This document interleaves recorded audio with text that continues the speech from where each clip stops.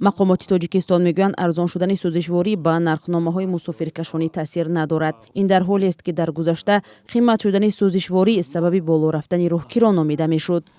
лекин гарчанде нархи сӯзишворӣ мо фақат як тараф баҳо метиҳем, нархи сӯзишворӣ паст ҳам шуда бошад, лекин нархи қисмҳои эҳтиётӣ, равғанҳои молиданӣ ва дигар хароҷотҳое ки корхонаҳои нақлиятӣ доранд каме боло рафтагианд.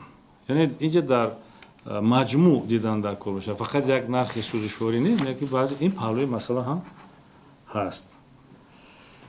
яъне фоиданокии кунҳо мемонанд 10-15% ташкил мекунанд.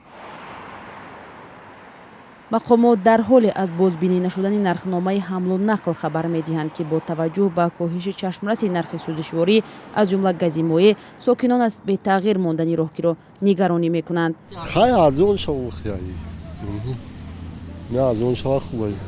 газ арзон шуда ки ама сини ғарм дар кор мекунам умуман ҳамун нарх юхи хӯбамори ҳамун нарх медад.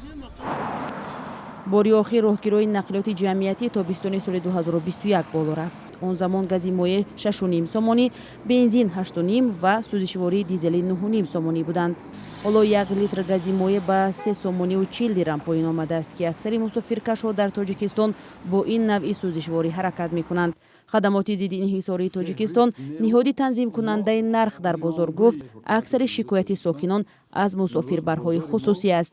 агар мо як бор таҳлил кунем, барои мисол як шаҳри он воситаҳои нақлиёти ҷамъиятӣ барои аҳолии шаҳри Душанбе хизмат мерасонанд, қариб ки ҳамаш ба сӯзишвории дизелӣ фаъолият мекунанд. имрӯз сӯзишвории дизелӣ поён омадагӣ нест.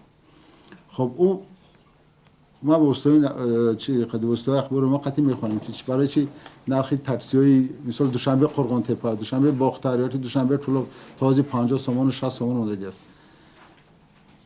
асосан агар дидем қариб ҳамаи ҳамун арзу шикоятҳо аз ҷониби ҳамун мусофирбарои ба қавли част намедиҳем.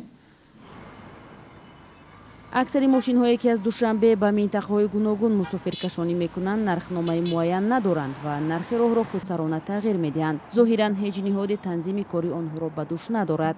аксари таксиҳои ки ба минтақаҳои дур меранд но газ кати фаъолият мебаранд.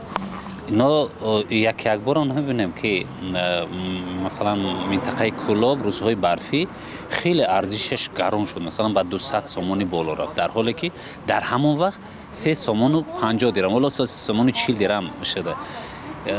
ин аз назорат накардан аст. агар воқеан ҳам назорат шавад, ҳамин чиз набояд боло шавад, чун хароҷотшон он қадар зиёд нест.